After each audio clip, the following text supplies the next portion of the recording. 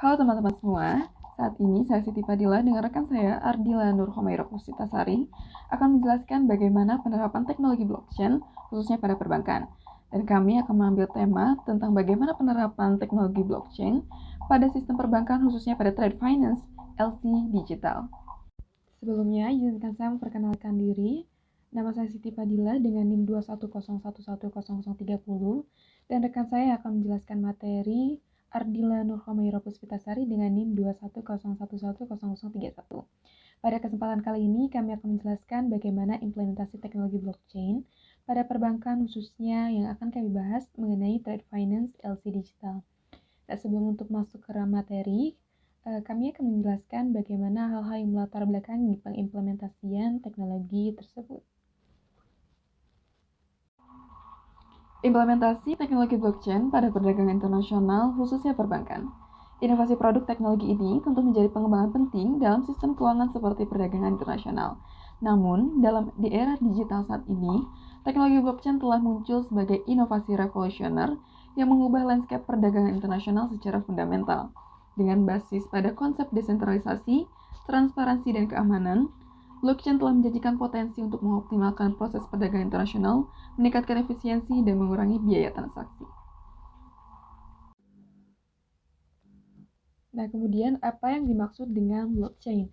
Blockchain adalah sistem ledger digital terdistribusi yang mencatat transaksi secara kronologis dan tidak dapat diubah. Keunggulan utama blockchain adalah kemampuannya untuk mengurangi kebutuhan akan perantara dalam transisi.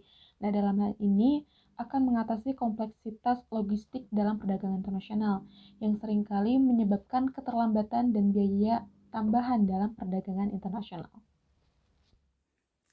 Nah, teknologi yang ada saat ini belum mampu sepenuhnya memfasilitasi kompleksitas logistik. Nah, apa saja hambatan yang ada pada trade finance lama, khususnya LC digital sebelum adanya penerapan blockchain? Nah, kompleksitas yang dimaksud di sini adalah karena melibatkan beberapa banyak pihak, terlebih lagi pada perdagangan internasional memiliki beberapa masalah yang tidak dapat diatasi dengan teknologi lama. Pengiriman internasional pertama membutuhkan banyak dokumen. Hal ini tentunya akan memakan banyak biaya dan waktu.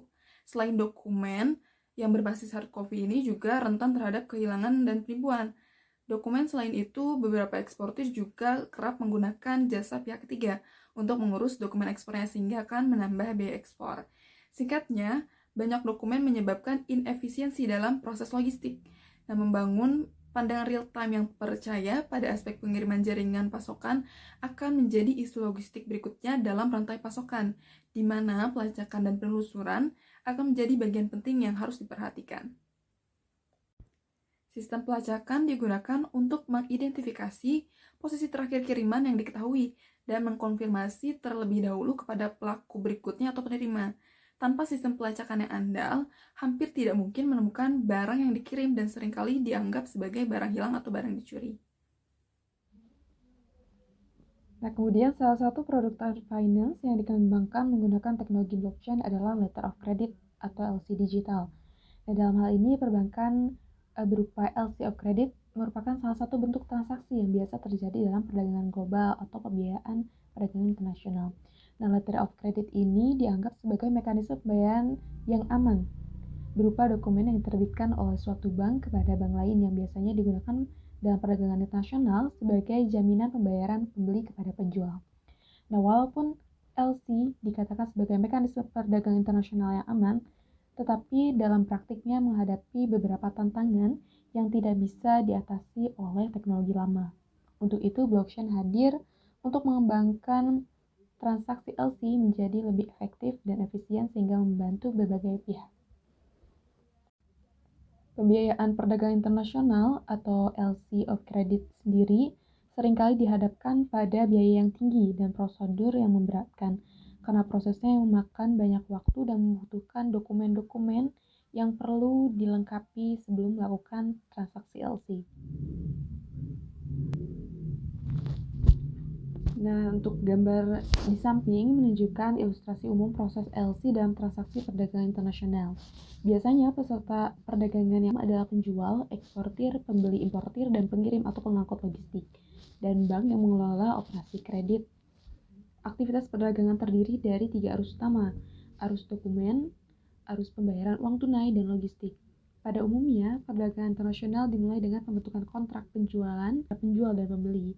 Untuk mengurangi potensi risiko antara pihak-pihak yang terlibat di dalam perdagangan, beberapa jenis metode pembayaran seperti pembayaran melalui pengiriman, transfer telegraf, rekening terbuka, dan LC menjadi metode pembayaran dalam perdagangan internasional.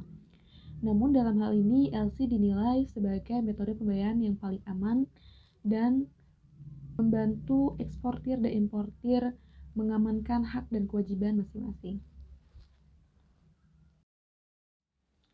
Selanjutnya kita akan bahas bagaimana desain sistem yang dirancang untuk trade finance, dalam hal ini LC Digital.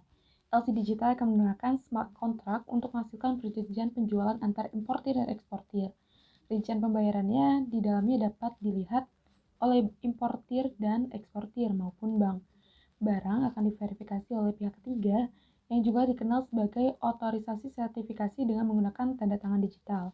Selama pengiriman, barang akan ditransmisikan dari sumber A ke tujuan B. Kemudian pembayaran akan dikreditkan melalui bank. Nah, pada gambar di samping merupakan proses flow diagram using Hyperledger Fabric.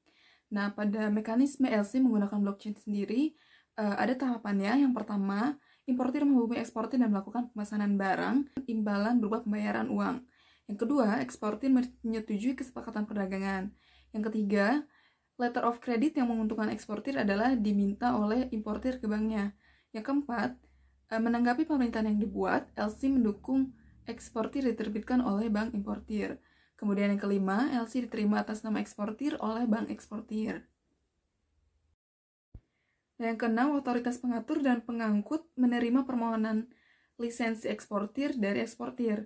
Nah, kemudian IL ini kepada eksportir diberikan oleh regulator otoritas dan pengangkut. Pengiriman diserahkan kepada regulator wewenang dan pengangkut oleh eksportir. Nah, selanjutnya otoritas pengatur dan pengangkut menerima barang setelah memvalidasi IL, dan setelah barang diterima sesuai pesanan, pembayaran akan dilakukan antar bank. Nah, untuk itu pengaplikasian teknologi blockchain pada sistem trade finance di Indonesia sendiri, Permata Bank merupakan bank pertama di Indonesia yang sukses menerapkan transaksi trade finance melalui sistem blockchain. Dalam mengimplementasikan teknologi ini, Permata Bank bekerja sama dengan Counter, sebuah perusahaan berbasis teknologi blockchain yang memberikan layanan kepada lebih dari 80 bank dan perusahaan di 17 negara di Asia Timur dan Eropa. Kemudian transaksi trade finance ini dengan teknologi blockchain antara Indonesia dan Thailand didukung oleh sinergi Permata Bank dan Bangkok Bank PLC Thailand sebagai pemegang saham pengendali. Nah, Permata Bank berhasil menjalankan transaksi cross border perdananya antara Indonesia dan Thailand dengan bermitra dengan Bangkok Bank PLC Thailand dalam mendukung penerbitan letter of credit pada PT Chandra Asri Petrochemical Tbk.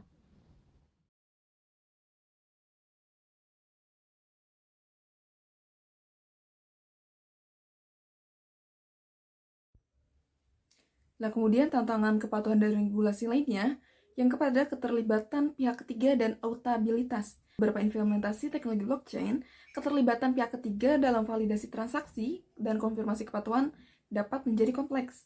Memastikan bahwa semua pihak yang terlibat dalam proses trade finance mematuhi regulasi dan kebijakan tentunya akan menjadi hal yang relevan dan krusial. Nah, kemudian hambatan selanjutnya terkait kepatuhan dan regulasi yaitu terhadap penggunaan cryptocurrency. Nah, dalam beberapa implementasi blockchain mungkin melibatkan penggunaan cryptocurrency sebagai alat pembayaran dalam trade finance. Nah, namun penggunaan cryptocurrency juga dihadapkan pada tantangan regulasi yang kompleks, terutama terkait dengan peraturan mata uang virtual dan kepatuhan pajak. Nah, yang terakhir, ada kerjasama regulator dan industri. Nah, dalam kerjasama ini, mengatasi risiko kepatuhan dan regulasi dalam penerapan teknologi blockchain pada trade finance, LC Digital membutuhkan kerjasama antara regulator, institusi keuangan, dan pelaku bisnis. Nah, kerangka kerja regulasi yang jelas dan berkelanjutan perlu dikembangkan bersama untuk memfasilitasi adopsi teknologi ini sambil memastikan kepatuhan yang tepat.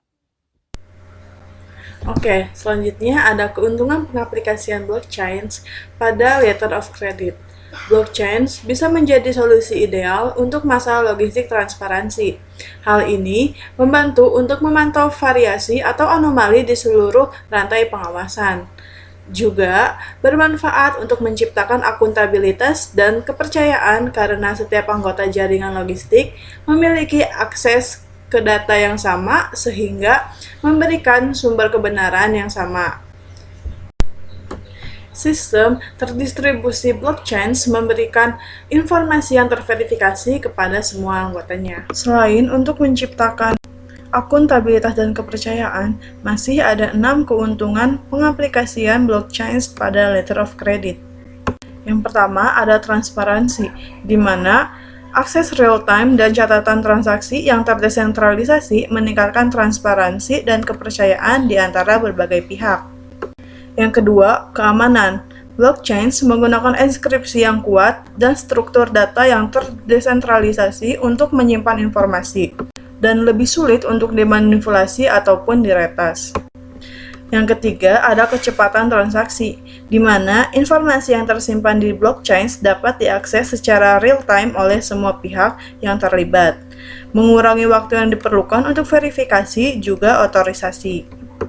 Yang keempat, ada efisiensi biaya, di mana pengguna kontrak pintar atau smart contract dalam blockchain juga dapat mengurangi kebutuhan akan intermediasi pihak ketiga seperti bank atau lembaga keuangan lainnya.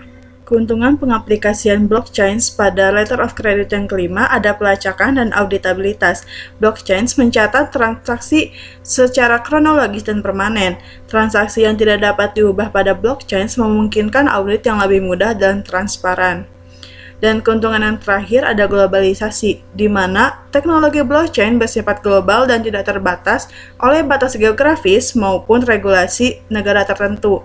Ini memungkinkan transaksi LC blockchain untuk dilakukan secara internasional dengan lebih mudah.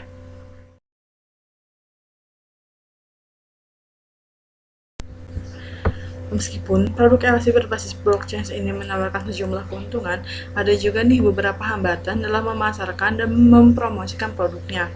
Yang pertama ini ada kesadaran dan penerimaan. Salah satu hambatan utama adalah kurangnya kesadaran tentang teknologi blockchain dan bagaimana itu dapat diterapkan dalam produk LC. Banyak juga pelaku bisnis mungkin tidak memahami potensi dan manfaat yang ditawarkan oleh blockchain, sehingga sulit untuk meyakinkan mereka untuk beralih dari metode tradisional. Yang keduanya, ada regulasi dan kepatuhan. Industri keuangan sangat diatur, dan penerapan teknologi blockchain dalam produk LC ini mungkin menghadapi tantangan regulasi dan kepatuhan yang kompleks.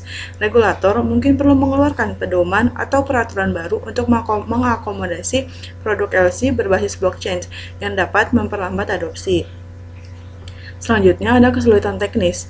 Implementasi blockchain memerlukan keterampilan teknis yang tinggi. Organisasi yang ingin menggunakan produk LC blockchain mungkin perlu menginvestasikan waktu dan sumber daya untuk melatih karyawan mereka, atau mengkontrak spesialis blockchain yang dapat menjadi hambatan bagi adopsi. Selanjutnya, ada kepercayaan dan keamanan. Meskipun blockchain secara teoritis lebih aman daripada sistem tradisional, masih ada kekhawatiran tentang keamanan dan privasi data. Pelaku bisnis mungkin ragu untuk memasuki produk LC blockchain karena ketakutan akan kebocoran data ataupun serangan cyber. Yang kelima, ada ketergantungan pada infrastruktur. Keberhasilan produk LC berbasis blockchain ini juga tergantung pada infrastruktur blockchain yang tersedia. Jika infrastruktur blockchain tidak cukup matang atau tidak dapat menangani volume transaksi yang besar, hal ini dapat menghambat adopsi produk tersebut.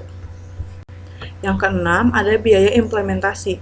Implementasi teknologi blockchain tidaklah murah. Perusahaan perlu mengalokasikan dana yang cukup untuk membangun atau memperbaharui infrastruktur IT mereka dan mengembangkan solusi blockchain yang sesuai dengan kebutuhan mereka.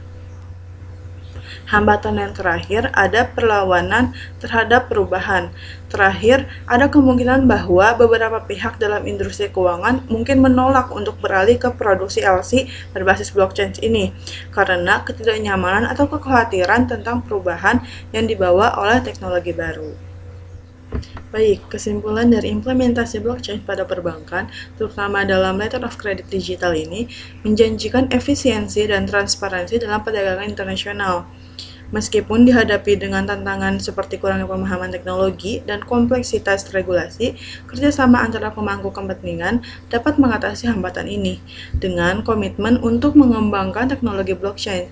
Produk perbankan yang menggunakan teknologi ini berpotensi memberikan kontribusi besar bagi efisiensi dan transparansi perdagangan internasional. Sekian video presentasi dari kami. Saya Ardila Nurhumayna Puspitasari dan rekan saya Siti Padilla mengucapkan terima kasih banyak karena telah menonton video kami sampai selesai. Wassalamualaikum warahmatullahi wabarakatuh.